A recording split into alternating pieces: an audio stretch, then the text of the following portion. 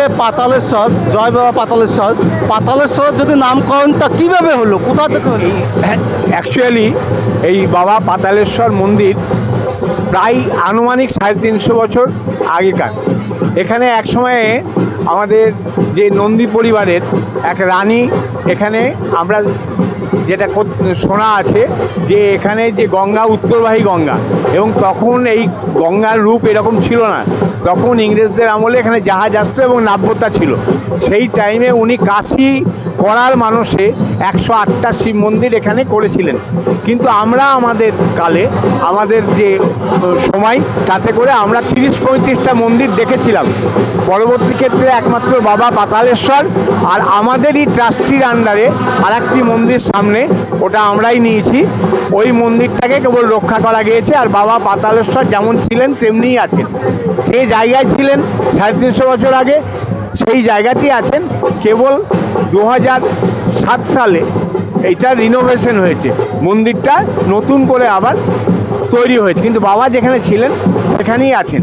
এক সময় শোনা যায় যে ওই 108টা শিব মন্দির ছিল এবং এই জায়গাতে অনেক যাগযজ্ঞ ঋষি মহাঋষিরা আসতেন। আমরা আমাদের ঠাকুরদাদা বা বাবার কাছে শুনেছি। এবং এটাকে বাবা পাতালেশ্বর মন্দির, তার সঙ্গে সতীদাহ ঘাট বলা হয়। এক সময় এখানে মানে জনবসতিপূর্ণ ঘন এলাকা ছিল। সেই টাইমে এখানে শ্মশান ছিল এবং তখনকার যে নিয়ম, সেই নিয়ম অনুযায়ী তখন সতীদাহ হতো। আমাদের যে পেছনে ঘাট আছে, এখানে সতীদাহ হতো আজ থেকে 350 বছর আগে। কিন্তু পরবর্তী ক্ষেত্রে রাজা রামমোহনের সহায়তায় এবং লর্ড বেন্টিং এটাকে আইন করে, তখন এটা একটা কুপ্রথা, সেই জন্য এটাকে বন্ধ করে। এখনও পর্যন্ত সেটার নাম আমাদের থেকে গেছে সতীদাহ ঘাট এবং বহু পুরাতন। এটা ইন্ডিয়া গেজেটে আপনি পাবেন। ক্যালকাটাতে যে ইন্ডিয়া গেজেট আছে তাতে আপনি এর উল্লেখ পাবেন এবং এই মন্দিরের ম্যাপও দেখতে পাবেন। আজ থেকে 350 বছর আগে বাবা এখানে হয়েছেন। এবং অনেক মানুষ আমরা শুনেছি বাবা ঠাকুরদাদাদের কাছে যে অনেক কায় মনোবাক্যে তাদের মনোবাঞ্ছা পূরণের জন্য এখানে এসে পরবর্তীকালে পুজো দিতে এসছে যে আমার এই মনোবাঞ্ছা পূর্ণ হয়েছে। এটা সম্পূর্ণ বিশ্বাসের ব্যাপার। এটার পেছনে বৈজ্ঞানিক যুক্তি থাক না থাক, মানুষের বিশ্বাস, আবেগ, এই যে বাবা পাতালেশ্বরের ওপরে ভরসা মানুষের আছে। এবং এক সময় শোনা যায় যে এই বাবা পাতালেশ্বরকে ইংরেজ আমলে কোনো সময় এখান থেকে তোলার চেষ্টা কোনো দুর্বৃত্ত হয়তো করেছিল, কিন্তু শুনেছি আমরা যে এটাকে শিকল দিয়ে, হাতি দিয়ে বেঁধেও তুলতে পারেনি। বাবা পাতালেশ্বর সেখানেই আছে, যার জন্য আমরা যখন মন্দিরটা করি অ্যাজ ইট ইজ বাবা পাতালেশ্বর সেখানেই আছে। কেবল ওপরে একটা আবরণ দেওয়া আছে, কোনো সময় এলে সকালবেলায় দেখতে পাবেন পরিষ্কারের সময় যে বাবা পাতালেশ্বরের যে মূর্তিটা, সেটা দেখবেন যে একটা জ্যোতির্লিঙ্গ, দেখবেন মাথায় খাদ আছে। এবং এখানে যখন মন্দির প্রতিষ্ঠা, আপনি যখন বললেন জ্যোতির্লিঙ্গ কথা, শিবলিঙ্গ, আমি ওই দিকটায় ঘুরছিলাম, ওখানে দেখছি পর লিঙ্গ স্থাপন করা হয়েছে এবং লিঙ্গের পাশে কোথাকার তার নাম দেওয়া হয়েছে।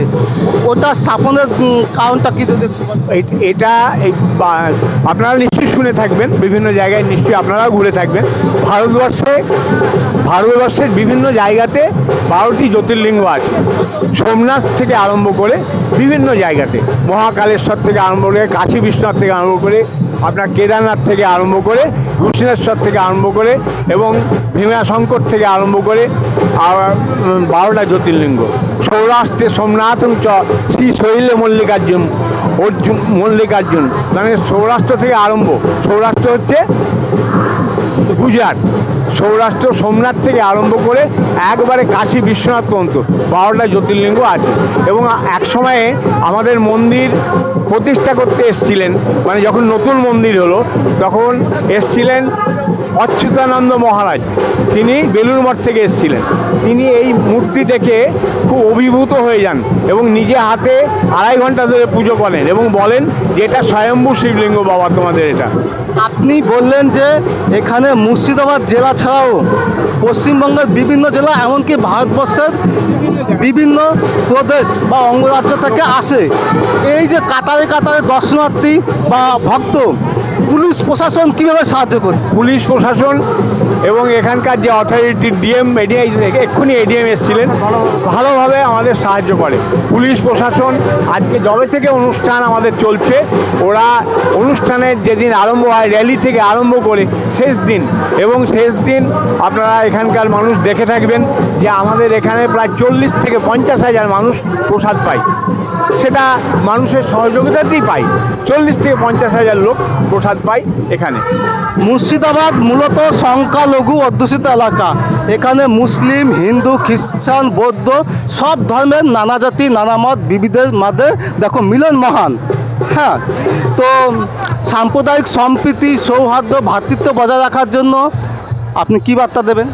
আমাদের একটাই বার্তা, কারণ আমি প্রথমেই আপনাকে একটু আগে বলছিলাম যে আমাদের এটা একটা হচ্ছে জাতি ধর্ম নির্বিশেষে মহামিলন ক্ষেত্র।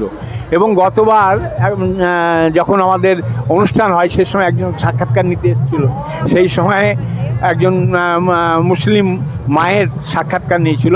উনি পাতালেশ্বরের প্রথম দিন এসছেন দর্শন করতে, যে উনি দর্শন বলে আমার খুব ভালো লাগে, তাই জন্য আমরা বিভিন্ন ধর্মের মানুষ এখানে আসে। হিন্দু যে পঞ্জিকা রয়েছে সেই পঞ্জিকা অনুযায়ী যে পুজোর সময় 9:41 থেকে 9:41 8 সেকেন্ড থেকে শুরু হয়ে আগামীকাল 8:29 শেষ। তো সেই অনুযায়ী কি পুজো কি সম্পূর্ণ হয়ে গেছে মন্দির? না, পুজো আমাদের চলছে। পুজো রাত্রিবেলায় 3 প্রহর পুজো হবে। আমাদের যারা আছে, আমাদের যে পুরোহিত মশাই আছে, তিনি 3 প্রহর পুজো করবেন। কারণ আপনারা জানেন শিবের পুজো 3 প্রহর ধরে হয়। রাত্রি 10টার পর থেকে আরম্ভ হবে এবং লাস্টে ওইখানে যজ্ঞ দিয়ে সেই অনুষ্ঠানটা শেষ হবে। আপনি যেহেতু যজ্ঞের প্রসঙ্গ তুললেন, যজ্ঞ আগের প্রাচীন ভারত থেকে শুরু করে মধ্যযুগ এবং যে আধুনিক যুগেও অনেক জায়গা যজ্ঞকে কেন্দ্র করে বলির প্রথা প্রচলিত ছিল। এখানে কি তেমন কোনো বলি পাঠা? আপনি ভালো মতন জানেন যে শিব হচ্ছে স্বয়ং বৈষ্ণব, শিব কিন্তু মহাবৈষ্ণব। সেই জন্যে আমরা এখানে এমন ব্যবস্থা করেছি যে আমরা কোনো পিকনিক করতে দিই না। কেন দিই না? না, এখানে মাছ মাংসর ব্যাপার যাতে না হয়। আমাদের এখানে পুরো ভোগ হয় বাবার যেদিন অনুষ্ঠানের দিন। তাছাড়া আমাদের অন্নভোগ হয় না, পায়েসের ভোগ হয়। আমাদের সন্ধ্যাবেলায় পায়েসের ভোগ হয় সোমবারে। আর আমাদের 3 বার করে পুজো হয়। আমাদের এই মন্দির এবং আপনাকে আগে বললাম আর একটা মন্দির আছে, ওই মন্দির গণেশ মন্দির মিলিয়ে 3 বার পুজো হয়। আর আজকে বিশেষ পুজো হবে রাত্রিবেলাতে 3 প্রহরের পুজো, এবং শেষে যজ্ঞ দিয়ে সর্ব শান্তি কামনা করে, সকলের মঙ্গল কামনা করে সেই যজ্ঞ দিয়ে বাবার পুজো সম্পূর্ণ হবে। এবং আমাদের একটি আবেদন, সেটা হচ্ছে যে সকলে এখানে আসুন, জাতি ধর্ম নির্বিশেষে।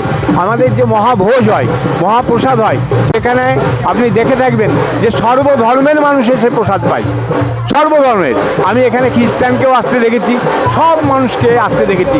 তারা হাত লাগায় বন্টন করার জন্য হাত লাগায়, তারা প্রসাদ পায়।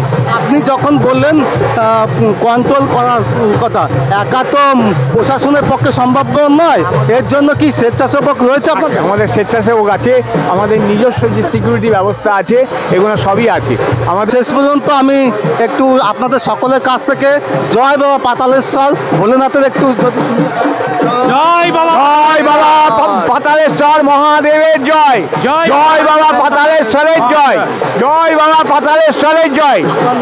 বিজয় চ্যাটার্জি। বিজয় চ্যাটার্জি মহাশয়ের বক্তব্য, ওনার স্পষ্ট বক্তব্য।